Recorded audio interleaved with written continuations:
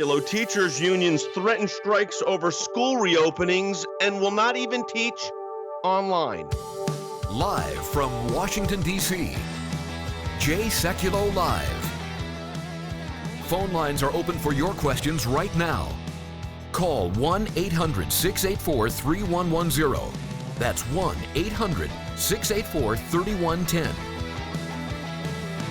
And now, Chief Counsel for the American Center for Law and Justice, Jay Sekulow.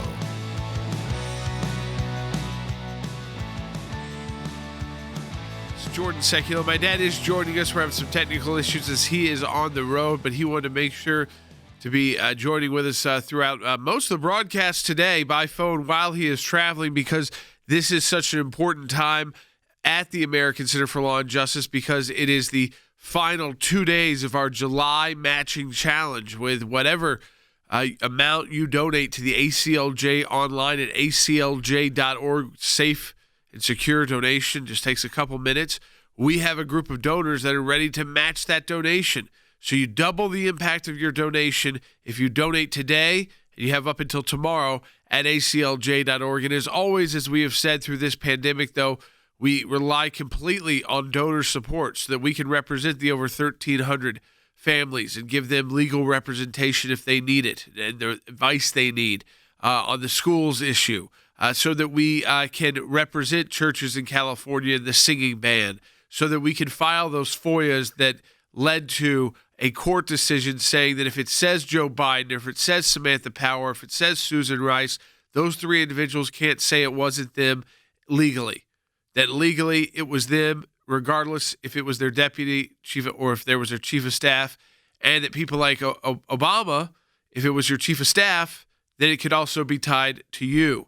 And we know there's a criminal investigation into that. But our work is how you see how it directly correlates to all of that. We're taking your calls at 1-800-684-3110. That's 1-800-684-3110. I want to go to Than Bennett, Washington. Than's out of Washington, D.C. right now. Is my dad back on with us? Okay, Dad, you're back joining us. I mean, Dad, this issue, too, with teachers' unions now refusing to return to class if they don't meet all of their demands, but they've even gone a step further. And this isn't the New York Times saying kind of how ridiculous this is, how they're trying to have it both ways. The teachers' unions are saying, we don't want to return if it's not going to meet all of our safety standards. That's one thing. And we don't want to really teach virtually online too much either. We don't want to spend too much time in front of a computer screen. Yeah, so this is, again, taking the focus away from the student, and now it's the focus is on the teacher. Now, the idea that there would have to be certain what's called gating requirements that you have in place before you actually have the teachers come back, that's one thing. I get that. What I cannot understand for the life of me, though, is a teachers' or union unwillingness to utilize technology to teach these students. Now, if these school districts capitulate to these unions, this is even more of a reason why we're representing 1,400 families, and I'm sure it will quadruple if that happens, because they're going to have alternatives. If these teachers will not do it, the public schools that are taking these taxpayer funds should reallocate those funds to the parents to direct where they can go so the kids can actually get an education during this pandemic. But now you see where the teachers unions are coming from. No teaching virtually online, no virtual teaching, and they don't want to go to the classroom. I like I said, I understand the health concerns. So then teach virtually. And then they say, no, we're not going to do that because it's too many hours in front of a screen. We're in a pandemic. And this is what the teachers unions are doing, not focusing on a generation of students that may be dealing with this for a while. We have got to be creative and alternatives. That's what we're doing at the ACLJ. And Dad, I mean, they're shutting down charter schools virtually in California by law. Yep. Shutting down public schools. Those are public schools. They're shutting down by law. We have those clients. We're working on those cases. There's even a story out about how this pandemic could force a whole generation of mothers, the women that went to work, out of the workforce forever because of the schools. We'll get into that. Where are the liberals on that? Where are the teachers' unions on that?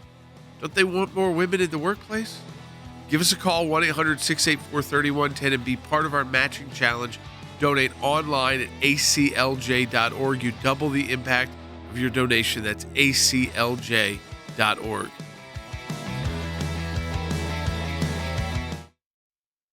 we've been working on school choice and defending it in court for decades. Jordan Sekulow told us that hundreds of families had contacted the ACLJ about suing school closure districts. We need to get our schools back open again. We're the most innovative nation in the world. We can do it. It's an issue for every family, and not just higher education, but K through 12 education. The families who are going to be most negatively affected by this are the lower income families that rely on two incomes to get by to provide other services for their children, food and shelter and otherwise. And then also the single parent households that were relying on the school system to provide that child care service to begin with. This is a way you could actually take care of people who are suffering and are in some of the lower income areas and could really use school choice and school choice initiative. Not every student has equal opportunity in the sense that there's a huge digital divide in this country. So if you are in a rural environment or rural school district, in some cases do not have access to rural broadband. It also has significantly hurt our students with special needs and disabilities. Should parents have the option to use the tax dollars that are allocated to their child to send them someplace else that is open if they want them in school? They have put forward legislation to do pandemic vouchers, basically. Families and school superintendents and teachers are putting forth proposals as to how we can get kids safely back to school. Republicans have put forth significant funding to ensure that our school districts have the resources they need to do that. This is extremely encouraging news from the federal government. Honestly, Jordan, it's exactly what we have been asking them to do in this proposal. They put this into both the federal and state law as things they must give you. And now they're not. Well, it's going to be different, but we absolutely need to make sure that we're educating every kid across this country. If you want to join in, go to aclj.org/help.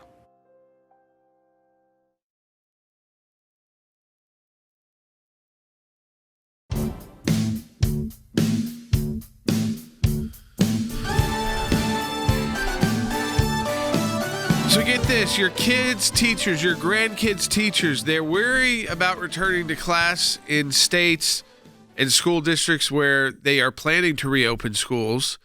And guess what? They also don't actually want to be doing virtual teaching either. Yet they still want to get paid by your taxpayer dollars, which is why the School Choice Now Act, which could be part of the stimulus, which would say that during this pandemic that families would receive vouchers straight from the federal government instead of the federal government sending money to schools that are closed down or not operating, so that parents could figure out if they needed to bring in tutors so that they could do homeschooling depending on what level of education their child was at. And so to figure it out themselves. I mean, Rand Paul, Dad, said that, Senator Paul said that every single dollar the Department of Education sends out this year right now should go directly to parents so they can figure out what to do, because it is so uncertain out there. And we are doing everything we can on behalf of the over 1,300, I think as of yesterday, it was 1,315 individual families in 46 states plus D.C. With various significant hardships they will be facing. And it looks like we'll be taking the first action after we've been working with our clients to get all the info and make sure we get everything right and all the facts, do all research. Looks like we'll be taking our first action as early as tomorrow in Arizona. So, I mean, Dad, that alone it's a huge issue. With the GDP numbers, with the stimulus kind of in flux, and with school in flux, I mean, with headlines out of, 538, these are not right-leaning websites saying the pandemic could force a generation of mothers out of the workforce because teachers' unions won't even do virtual school. So I'm going to read something directly from the New York Times. So this was in the article today. It says, some critics see teachers' unions as trying to have it both ways. Jordan mentioned this earlier. Reluctant to return to the classrooms, but also resistant in some districts to providing a full day of remote school via tools like live video, the kind of interactive online instruction that many parents say their children need after watching them flounder in the spring. We cannot afford for our children, or our grandchildren in my case, to be taken out of the education system for the next 6 months or a year or however long this goes. So we have to be creative. We're a constitutional republic. It's our taxpayer dollars. So we should be talking with school boards, which we are at the ACLJ, saying, let's come up with alternatives. But the idea that they're not going to do it interactively, in other words, they will not do it by video, which is obviously still not ideal, but it's better than nothing. These teachers are basically, the unions are saying basically, you get nothing. Sorry. And that's not acceptable. So what do you do then? Provide the resources to the families. And this should not be a Republican issue. It should not be a Democratic issue. It should be an American issue. We've got to educate our children. We have to be creative here in light of all of this. And I need to say something now, Jordan. I was going to save it for the next segment, but I want to say it. We just learned this morning of the passing of a very good friend of ours, and that is Herman Cain, former presidential candidate, CEO of Godfather Pizza, a philanthropist, a businessman, and a good friend of the American Center for Law and Justice, and a good friend of mine. And I am just heartbroken at the loss of Herman Cain again to the COVID-19 pandemic. He had, of course, his underlying condition. He survived cancer, but this virus took him out. And I will say this, that Herman was, if you ever met him, if you ever with him, he was a ball of energy. And I was hopeful that he would be able to get through this, but he unfortunately was not. But our thoughts and prayers with the Herman Cain family. Yeah, absolutely. And that was shocking news this morning. I know so many across the country and so many of our radio listeners, conservatives, people that have followed Herman, that have followed his career throughout politics. And really, I mean, Dad, I think that Herman Cain, he set the stage for Donald Trump to become president of the United States, a man who came straight out of the world of business, right into the top level of politics, made it to the final stages of the presidential primary, at one point was leading, and it kind of set the stage that you don't have to be a career politician to become president of the United States if you've been very successful in some other area of whether it's business or something else. No, you're really correct on that. And let me take it a step further. He was a trailblazer, Herman Cain, and it did lay a foundation or a framework for the candidacy of the president and others, really. I mean, to get involved in public life. He was very active early on in the Tea Party movement, which of course we represented against the IRS.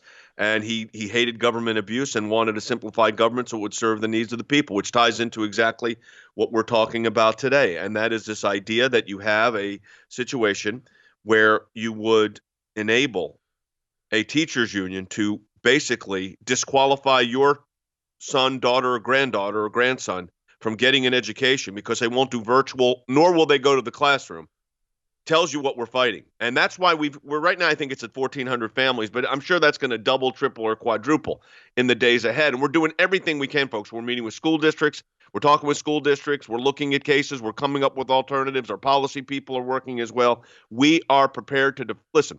This is what we do at the ACLJ, meet the needs of people that cannot afford lawyers and certainly can't afford lawyers that also had represented the president.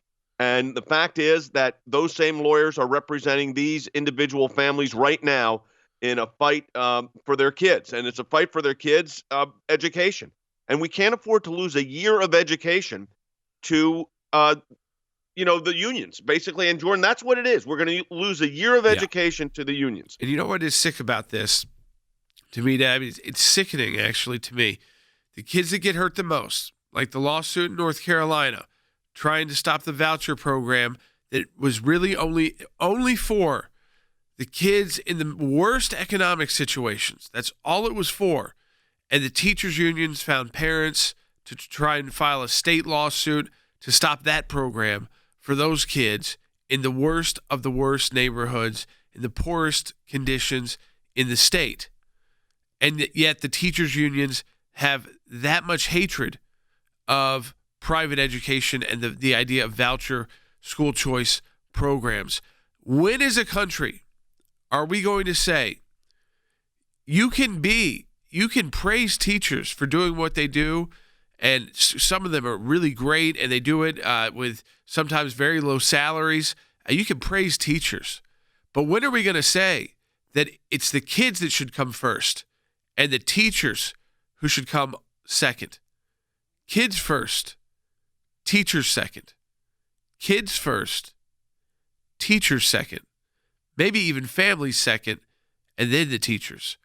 And right now, the way our system is set up, Dad, and as we're working through all these cases, the liberal politicians are like they are with Planned Parenthood, because we're going to do a pro-life update too today. We haven't talked about how much pro-life work we're doing in courts around the country, and we're going to do that later in the broadcast. But Dad, I mean, really, these liberal politicians, as Joe Biden has said, they want to shut down charter schools. They want to shut down every school choice program in the country. Just like Planned Parenthood owns most Democrats, so do the teachers' unions.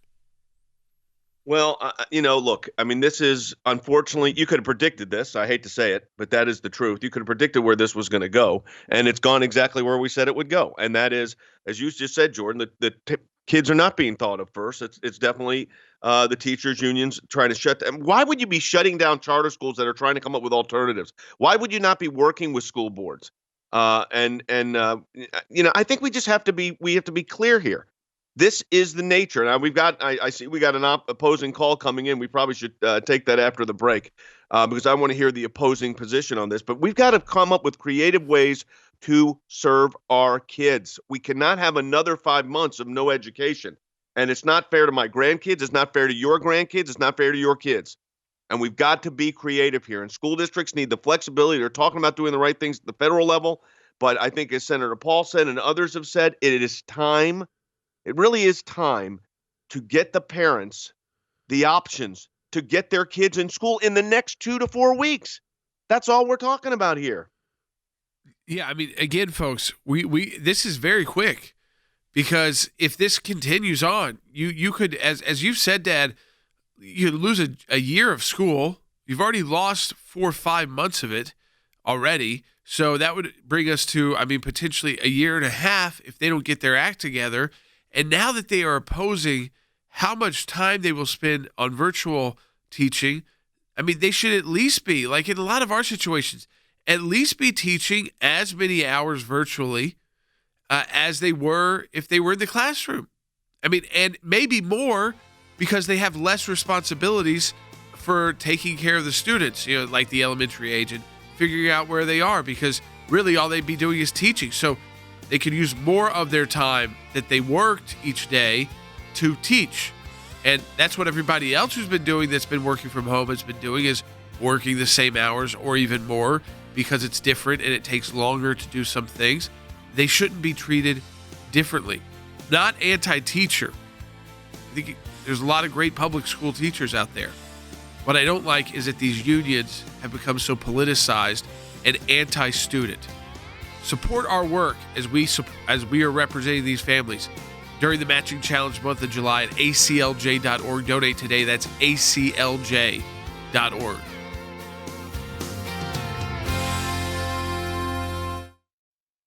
We have launched a brand new legal initiative across the country representing parents for free. How is the school district going to accommodate children under a changing medical situation with the coronavirus? And I think we have to be thinking out of the box. We are prepared to first encourage local school boards to ensure that there is indeed educational equality of opportunity under the law. What we're really talking about here is the ability to go in to school boards and present cohesive, coherent arguments for reallocation. What we will be seeking is accommodations to meet the needs of these students, and it's best done at the school board level.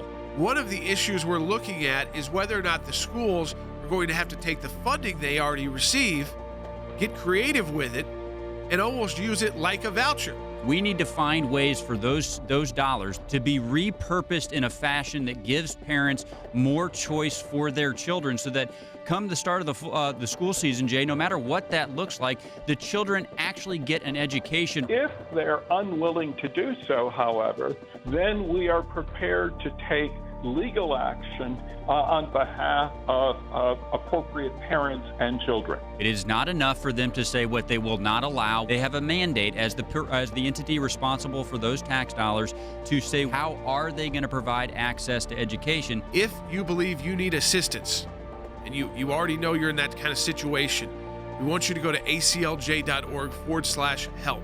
None of this costs you anything. These services are provided for free. We're able to do this at the ACLJ because of our donors. It's all because of you. And you can doubly impact your donation today at aclj.org. Go online and donate now.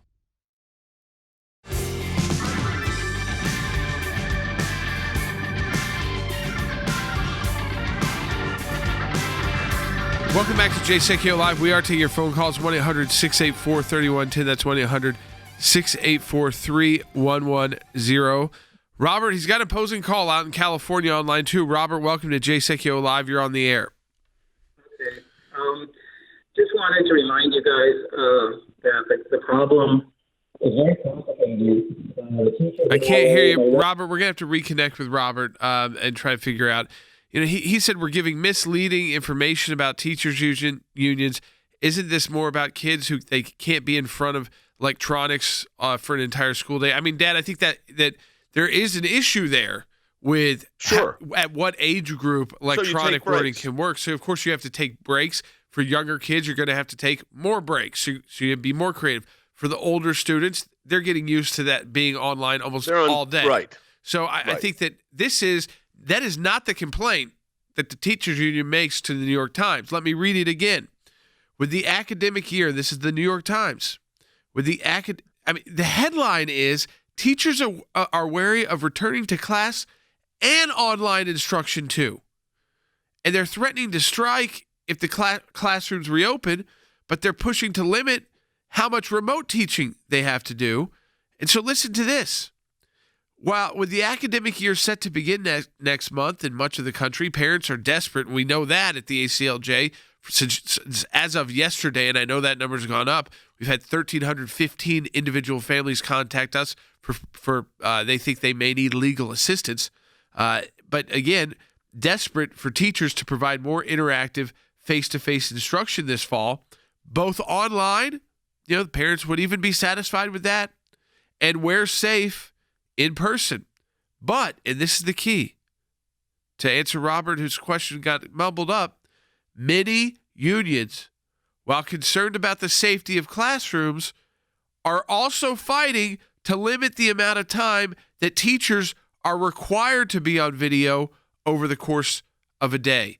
Dad, I mean, that is to me where we get to the absurd, and you realize these teachers' unions are just like Planned Parenthood. They play both sides of the left, and they think they can get anything they want because of their political power. Well, but they're not putting, Jordan, you said it first and said it correctly and said it multiple times. Kids first. We'll figure out the teacher situation. We don't want teachers to be in harm's way. But to say, I don't want to be in front of a screen, there are universities, that's all they're doing right now. So this has been going on for a decade. So this is not something new. Look, it's not ideal that kids cannot be in a classroom. I know that's not ideal. Now, some parents have been homeschooling for a long time, so they're perfectly used to it and have been utilizing video resources and these things. Great. But now we've got a situation where we need flexibility. You know what we're seeing with these unions, and I hope we don't see it with these school boards, Jordan, is a lack of flexibility. When you have part of leadership is being able to respond at the speed of relevant. And we have to respond at the speed of relevant here. There are school districts starting in 14 days. Yeah, 14 days. I mean, we're about to take action, the first action in all of these 1,315. Out of those 1,315, already 900 are working directly with attorneys. The rest of those received a follow-up questionnaire so that we could kind of figure out exactly if we didn't get enough information the first time in their contact at aclj.org/help, that we needed to kind of figure out exactly what else they needed. So we've sent them a follow-up. We're just awaiting to get those back from them so that we can then assign them out to attorneys. And remember, when these individuals are fighting, they're also representing a lot of other people in their situation as well in the school districts. Let me go to Chris calling from Nevada on line 1. Chris, welcome to Jay Sekulow Live. You're on the air. Hi, thank you. If teachers are paid to teach, why are they getting paid if they're not teaching? If you stop the funding, they will show up, whether it's in class or virtual. Well, listen, Dad, I totally agree with that. If they won't do it, they should be fired. I'm against tenure with public schools. I think that's ridiculous. That if you're a failing teacher, you can't be fired. If you've basically checked out, you can't be fired, even though you're at the highest pay level of the school. I mean, I get tenure programs, but the fact that there's no flexibility there, like you could have tenure, but yet if your classes and everyone in your classes start failing or you're not showing up, and it's obvious that your students are doing poorly, you should be able to break through the tenure barrier and fire that teacher so you can bring in someone who can actually teach these kids. And we cannot just let these teachers say, well, as long as I get to this many years, I can basically, shrug my shoulders. It won't be that tough for me. And I can even say ridiculous things to the New York Times, Dad, like, I'm not going to go into the classroom regardless of what safety measures they take, and I'm not going to teach online either. But pay me. Yeah, this is I'm just not going to do anything. I'm going to strike. So the kids, who suffers on that strike? The school board? No, the kids. The kids are the one that are paying the price for this, and the parents that are trying to figure out A, how to make a living, and B, make sure the kids are educated so we don't have a lost 5 months, because the lost 5 months could turn into a lost year here. So that's why school choice is key. There are schools that are going to be able to do this. It may be online. It may be virtual. Yeah. Homeschooling resources need to be increased. Broadband needs to be increased. We need to get computers to people that don't have them or can't afford them. We need there's ways to do that with chips inside the actual computer. We have to be creative in these school districts that, I feel for them because, Jordan, they're in the worst possible situation. They have all of these happening simultaneously. Yeah. They've got teachers threatening with the unions. Dad, let me just say, they get elected to the school board because they take money from those unions. That's the problem. Right. The unions fund those school board members' campaigns. So let's just be honest about that. The reason why they're so beholden, like all these people on the left and inner city school districts, why their school boards are so beholden to the unions, Dad, I don't feel so bad for them because they got those seats on the school board because teachers' unions backed them, so they do whatever they want. Well, I think that's right. And it's not all school districts, by the way, because a lot of teachers aren't unionized. But the ones that are, that's unfortunately the case. But that means you have to even be more aggressive and more of an advocate for the parents. We've heard from, I think, what is it, Jordan, close to 1,400 families so far? At least. The last count, that was as of yesterday morning, was 1,315. So I'm sure we're close to 1,500 at this point, if not more. That's families. I'm sure it's going to increase. And, folks, here's what we're trying to do. We're trying to work with school boards and school districts to give parents options so that their special needs kids, a lot of them are special needs kids that were in the public school system who had the resources. Now they don't. We need to reallocate resources. There's fans out today, but there's federal legislation in place, and there's going to be an issue there.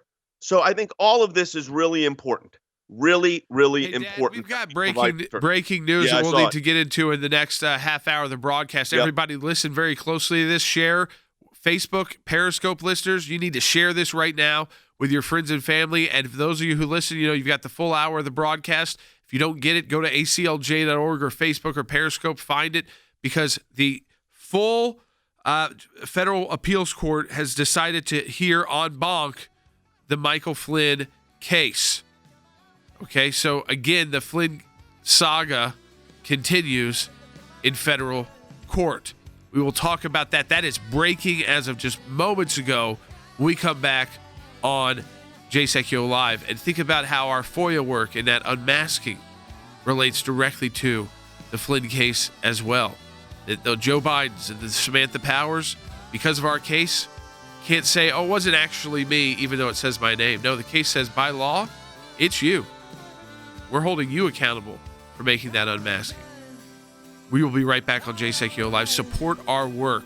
It relates to everything we're talking about. Donate online. Be part of our matching challenge at ACLJ.org.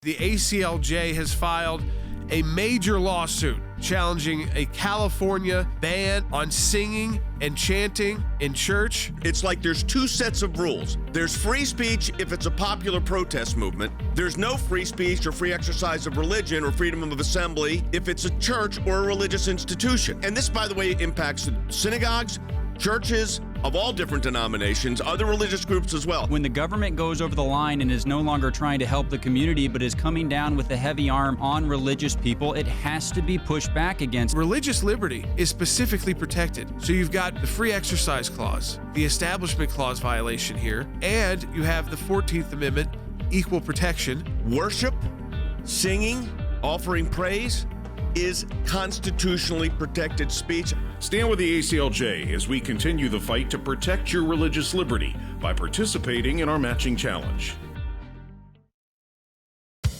Live from Washington, D.C., Jay Sekulow Live.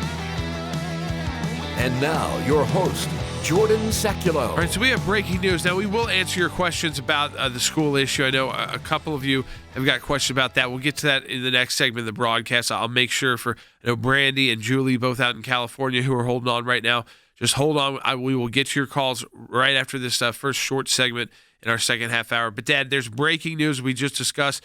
The D.C. Court of Appeals, federal court there, has decided that they will hear the appeal by Judge Emmett Sullivan en banc. So while the Court of Appeals 3-judge panel sided against Judge Sullivan and with the Department of Justice and with Mike Flynn and basically ordered him to dismiss the case, he appealed, made the appeal en banc to get the full judge panel. The judge did. The judge did.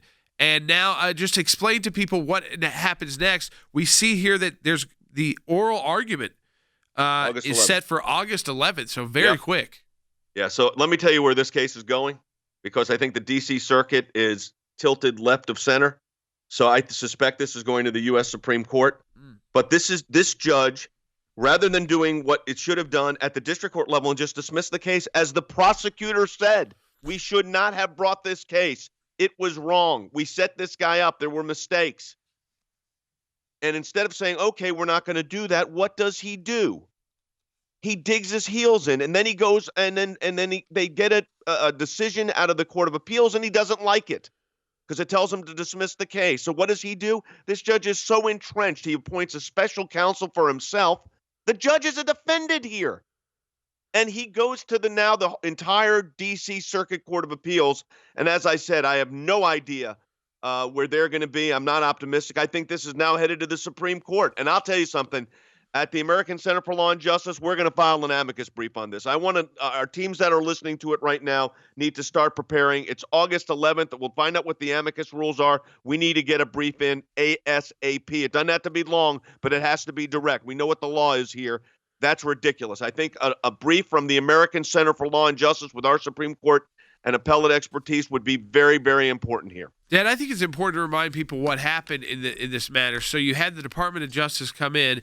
We had a U.S. attorney, I think out of Oklahoma, who looked into the Flynn matter specifically to see if it was actually criminal, because there were those notes from Peter Strzok and others saying, and like Pre-Step and others saying that Flynn did not appear. These were the FBI agent's notes to seem like he was lying. It wasn't like he was directly lying to us, but can we turn it around into a lie? Even though he wasn't lying, he may not have even just kind of been following what kind of questioning, since they were kind of going in there to go after him, not just to ask basic questions. But even they took away from it initially that he wasn't like knowingly lying to them. And they then were about to close it, and Peter Strzok stepped in and said, Dad, that the 7th floor wants to keep it open. That's Jim Comey, that's Andrew McCabe, and Strzok and Lisa Page at the FBI and all of the staff that they have.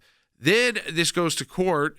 They pressure Flynn because they say they're going to go after his son if he doesn't take a plea deal and admit to some crime. And so he does that to protect his son, has lost millions of dollars because of legal fees. And then when the Department of Justice reviews it, finds out it was a totally illegitimate investigation from the start, so that because of that, the entire case should be dropped.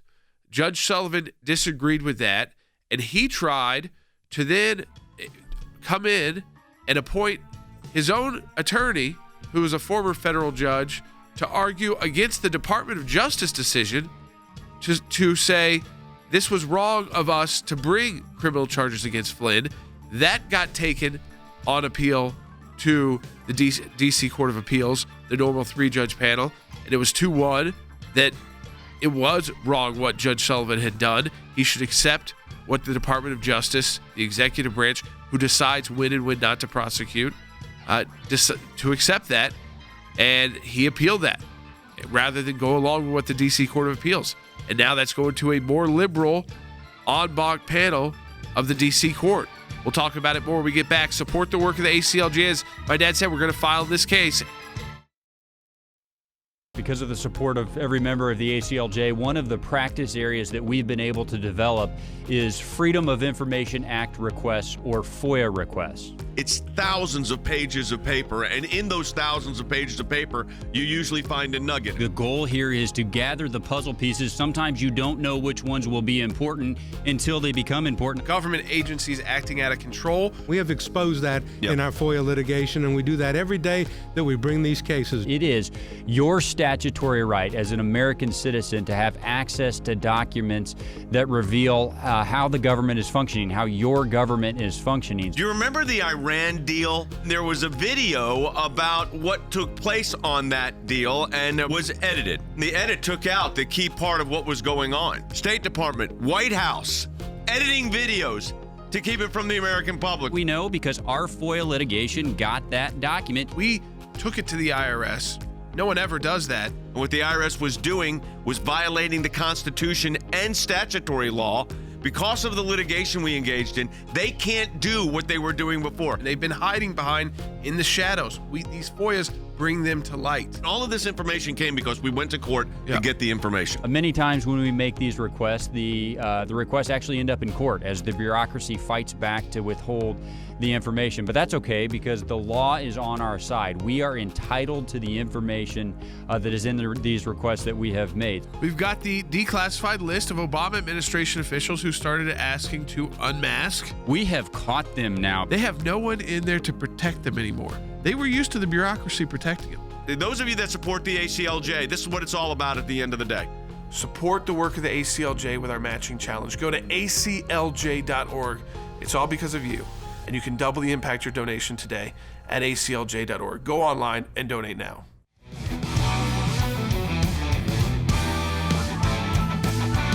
Welcome back to Jay Sekulow Live. This is Jordan Sekulow. I know we have 3 callers with direct questions about the school issue, and we're going to take those calls in the final segment of the broadcast. So hold on, Brandy, Nicole, and Julie, and I promise you we're going to take your calls. But we have to get to this breaking news that Michael Flynn's case is going to be reheard by the full panel of the Federal Appeals Court in D.C. So the judge himself appealed the ruling of the Appeals Court normal 3-judge panel that said what he did was wrong, trying to appoint a former judge to come in and be like a prosecutor against the Department of Justice and now try the Department of Justice a decision. And the Court of Appeals said, no, you can't do that. It was 2-1. But now it goes to en banc, and as my dad said, that's much more liberal when you look at the D.C. Circuit, and that this could be on its way to the U.S. Supreme Court. And, Dad, I want to clarify for our audience because, it's a matching challenge week. We've been doing a lot of work. And you mentioned that for all of our attorneys who listen to our broadcasts, we ask most of them to do so that they know if they need to start taking action on something, they can immediately.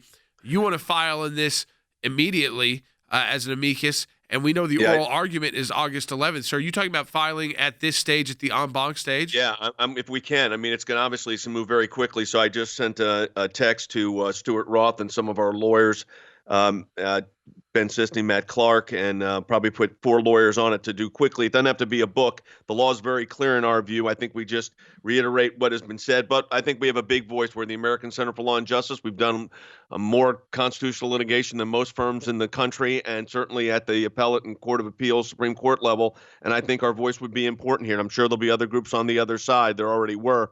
So, again, I think, this is a time for the ACLJ, again, in the middle of all of this. We still have to do other work as well, and that's why we've got a big team that could do it. Folks, we can do all of this. I mean, think about the pivot we can make. The 1,300-plus school cases, the FOIA victory on unmasking, and how that tied directly to finding out yesterday with Attorney General Barr's testimony. We talked about yesterday that there was a separate U.S. attorney, which we knew about a couple months ago, but it's still ongoing, and it's much broader than just the final kind of couple months unmasking of Mike Flynn into that there could have been actual criminal activity. Because unmasking itself isn't criminal, but if there's a ton of it going on that's suspicious and there's leaking of classified information, that could be criminal. And, Dad, I mean, now we have our case, which backs that criminal case up, which says all those people who are being investigated, and we know who they are because Rick Grinnell declassified the document. So whether it's Samantha Power, Susan Rice, Obama's chief of staff, Dennis McDonough, whether it's Joe Biden himself while he's running for president, that they can't hide behind the thing of, it wasn't really me, it was my staff, especially when it says their name. And if it says like their chief of staff, it also means them. So I want to go to Andy on this. Andy Economou, senior counsel, is joining us, and there's a lot of things to unpack here, Andy. Of course, our FOIA work resulted in the conclusion by a U.S. District Court, that in fact Samantha Powers and anyone else on that list, including, as Jordan said, Joe Biden or anyone else, cannot hide behind, oh, my staff did this with this unmasking. We have a right to know what it was, what authorization there was, and what it was about.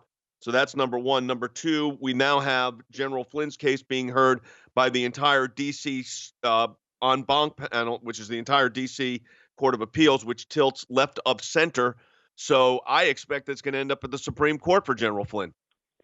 Well, I think that's true, Jay. This is a most unusual case where you have the trial judge intervening in the case to become a party to the case and saying you should send the case back to me and I can objectively decide what the sentence that General Flynn should receive is, if any whatsoever. And then the appellate court three-judge panel saying, no, the executive power trumps you. You are to dismiss that case just because the Justice Department has moved to dismiss it, and that's the arbiter of prosecutorial decisions and the decider.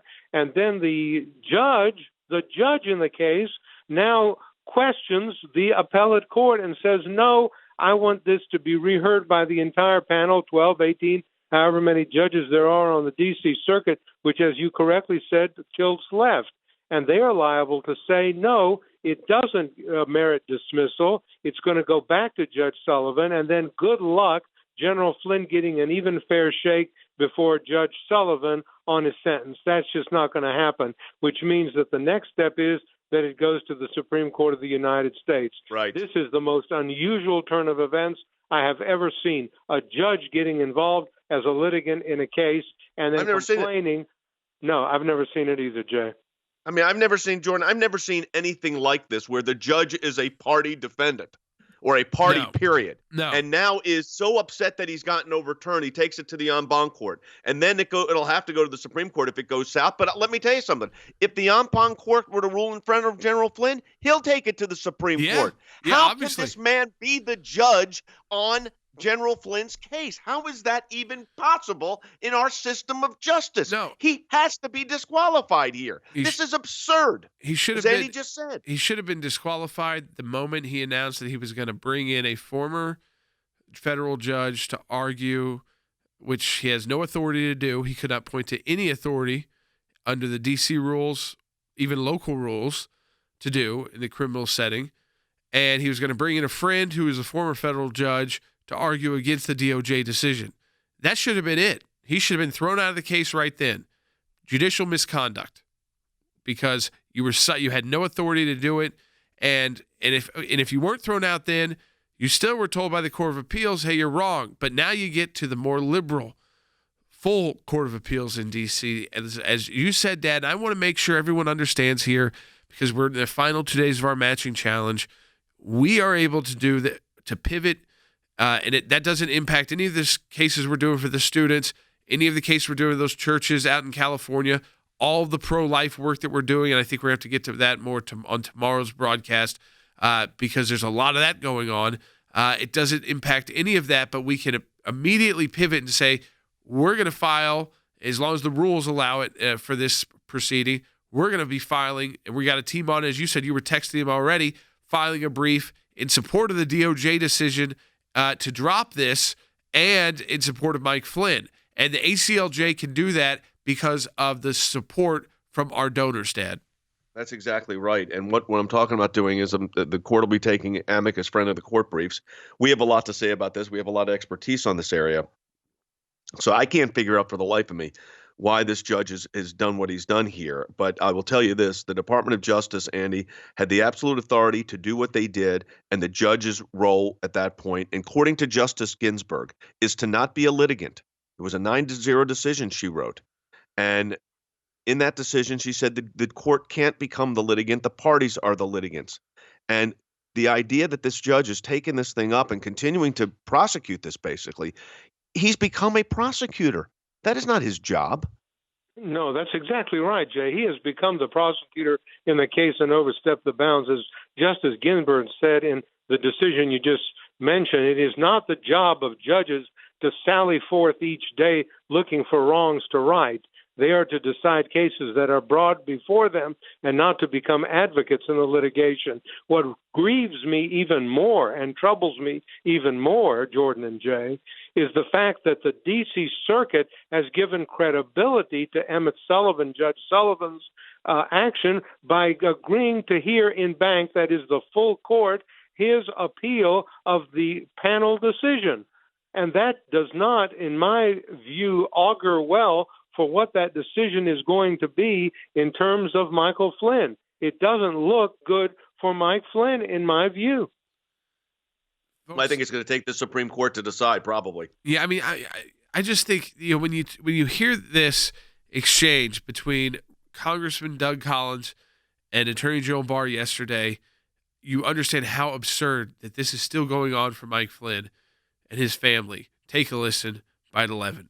Do you believe that there was actually a basis to go after General Flynn? I mean, what we've seen so far, what's been released, and especially keeping an investigation open, Peter Strzok kept it open. Do you believe there's actually a basis for the beginning of this investigation to start with, or continuing it? Well, I would just say I asked another U.S. attorney in St. Louis who had 10 years in the FBI and 10 years in the Department of Justice as a career prosecutor to take a look at it, and he determined, based on documents that had not been provided to Flynn's side and not been provided to the court, that in fact there was no basis to investigate Flynn. And furthermore, it was clearly established by the documents that the FBI agents who interviewed him did not believe that he thought he was lying. So, I mean, again, right there, you had a serious investigation, Dad, into it. We've been doing all of our civil work, side work on this too, on the unmasking and on figuring out what this deep state was up to. And it's coming to a head. And unfortunately for Michael Flynn, this saga continues, but the ACLJ ready to stand side by side with the Department of Justice decision and with Mike Flynn. And we can do that because of the support from our donors. We got 20 seconds left, Dad, but tell them how critical it is. Look, folks, we are in the last 2 days here of our Matching Challenge campaign. We've had a great response. If you're able, and only if you're able, financially able, I'd encourage you to make us a gift to the ACLJ. It's tax deductible, and any amount you donate, we're getting a matching gift for dollar for dollar. So if you donate 20, we get 40. ACLJ.org. Thanks to your support of the ACLJ, we have had many victories. The IRS now formally apologizing to Tea Party groups. The IRS did the right thing by resolving the case with an injunction that mandated a complete change of the IRS nonprofit tax-exempt work as it relates to issue advocacy organization. If any group feels like they're being targeted, they can go to federal court and bring our case. That's a victory. It's one of the most significant wins in the ACLJ's history, to take on the IRS and win. For more than 27 years, the ACLJ has been fighting for freedom and liberty in the United States and around the globe.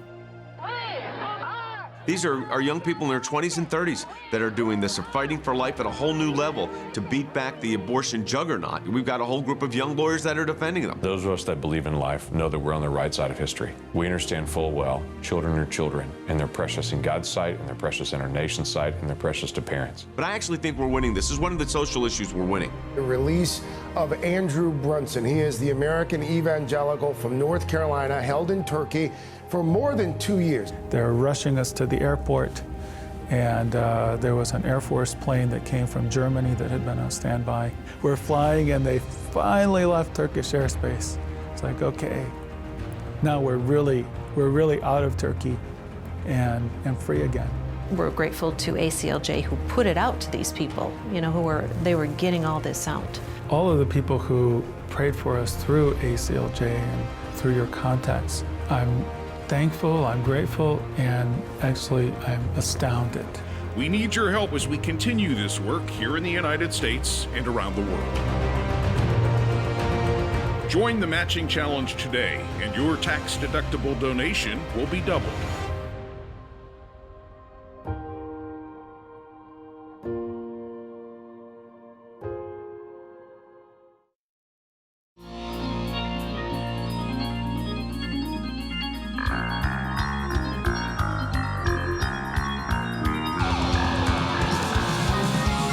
Welcome back to Jay Sekulow Live. This is Jordan Sekulow. We are taking your phone calls at 1-800-684-3110. That's 1-800-684-3110. I do want to take, because we have two callers, we'll get back to the Flynn matter in just a moment, because that is breaking news that the full appeals court at the D.C. Circuit, so en banc, will hear the appeal from Judge Sullivan from the Court of Appeals, 3-judge panel, saying what he did was wrong. He needs to follow the guidance of the executive branch, who decides who to prosecute and who not to prosecute.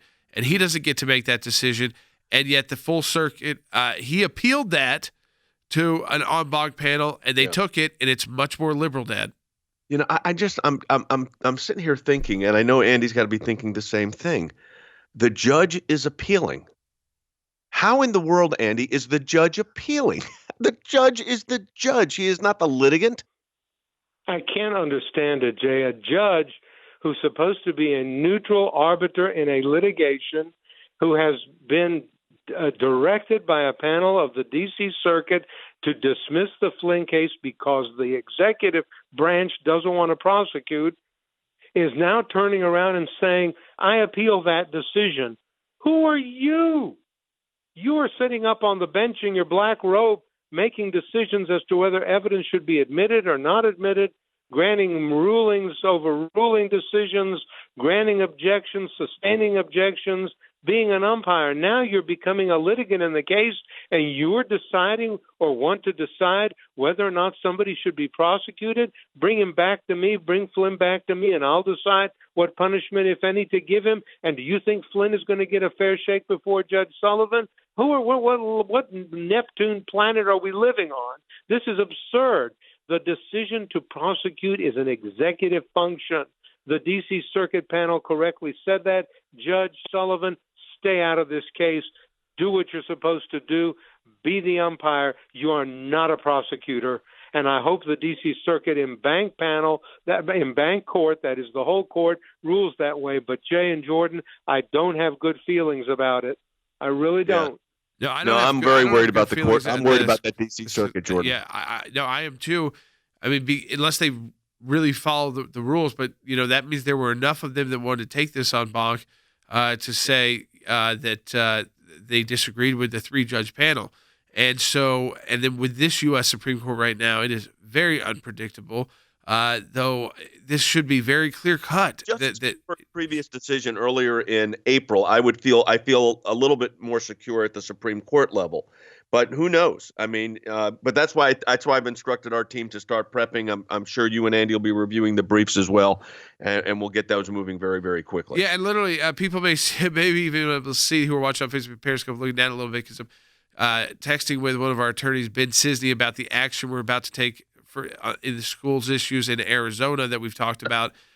Maybe as early as tomorrow. We're just securing one more thing down that we'd have to be prepared. We're not going to immediately go. It won't be immediate litigation, but we have to be prepared to possibly go into state court. So we're making sure we've got the right counsel set up there as well. So Dad, I made literally that where that's going on. You're texting attorneys to get the Flynn amicus brief ready because this is a very early oral argument, August 11th. And again, we can do all of this work, and we bring you this broadcast every single day because of your donations, because of your support for the American Center for Law and Justice at ACLJ.org. These are a critical couple of days because tomorrow is the final day of July's matching challenge. This is a big month for the ACLJ. Donate today at ACLJ.org. That's ACLJ.org, and your donation will be effectively doubled. I know we'll be getting more into this Flynn matter tomorrow as we get through more information about the court's order to accept this, and we'll get more reaction as well. But I got to take Brandy and Nicole. They both been holding on a long time on the school issues. Let me take Brandy first out of California. Online for Brandy. Welcome to Jay Sekulow Live. Hi, thank you for all the work you guys do. I just wanted to share kind of our experience. I have my kids in private school here in Discovery Bay, California, and we were ready to go and open August 3rd. Teachers were ready. Everyone was on board. They had great things in place to protect the students and the teachers, and now we're being told we can't open because of what's going on with the public schools, and it just makes no sense. It really seems wrong, and I'm concerned for the private schools because $1,000 a month is a lot to pay for your kid to get distance learning, and so I just wanted 100%. to share that and maybe see if you guys had insight to that or thoughts on it. Yeah, Brandy, listen, this is a problem that parents are having throughout the country. So it's not just you're not the only one dealing with this, and the private schools are still subject to state mandates as far as opening. Now, have they, in your particular school district, Brandy, have they authorized virtual campus online learning, or have they not said yet? We did distance learning. Actually, our school did really great for the last couple months of the last school year. So we already have that in place. Okay. Well, that's good. At least they have that. What I think needs to be happening is, though, for parents like you and others, is whatever resources you need, the schools need to reallocate funds, and the federal government's looking at this too, to get the money into your hands, to get you some reserve here. That's really important. By the way, I just learned from our friend, lawyer, very well-known lawyer, Ted Groves in Washington, that one of the judges has recused himself from the case, Judge Katsas, who was the deputy White House counsel for President Trump. So he may have determined that he had some kind of conflict. So that's going to even make it a little bit tougher down there, Andy. That's going to make it even worse because Judge Katsas, who happens to be a Greek American, let me say, and I'm very proud of that, was a very conservative judge. He was appointed by President Trump, and I'm very sorry that Judge Katsas has recused himself. But if Judge Katsas did that, he did it for a very good reason. But that turns the court even more liberal against the Flynn position, Jay. So it'll be heard by the 10 active court judges, Jordan, on the D.C. circuit. Interesting. So that puts up an interesting situation too, where you can. What if you ended? Dan, I know this is one I want to take the final call, Nicole. We will, but what if you end up with a 5-5 there? What happens? It's an affirmance of the panel. So Flynn would. So the lower court Flynn panel would stand. I mean, But then then Judge Sullivan's going to take it to the Supreme Court. This case is not over. Yes. I mean, the case that looked like it was over is now not over. Let's go to Nicole, California. Nicole, thanks for holding on. You're on the air. Hi. Thank you for taking my call, and thank you for all the hard work that you guys are doing. We are supporters and believe in your work. You're welcome. I want to, before I go on with my what I have to say, I wanted to ask about the private schools. I thought they would be exempt from the public school requirements because they don't. Oh, but they don't receive government payment, but still. Yeah, they don't, but they don't. Very quickly, because we're running close on time. Once you get the rest of yours in now, but they're subject to the same health and safety requirements as the schools in the district. But go ahead with the rest of yours. We got less than a minute here, Nicole. Okay. So I am a public school teacher. I have taught in California for 20 years. And even as a teacher myself, I'm appalled at the idea that we as teachers don't have to teach in class or online and would receive a paycheck. I was told in all of my years of education that kids are first. The kids come first. If we don't have students, we have no one to teach. We don't have a job. Right. You're 100% correct, and that's why it should be, Jordan, teachers, students first. Support the work of the ACLJ and our Matching Challenge campaign, aclj.org.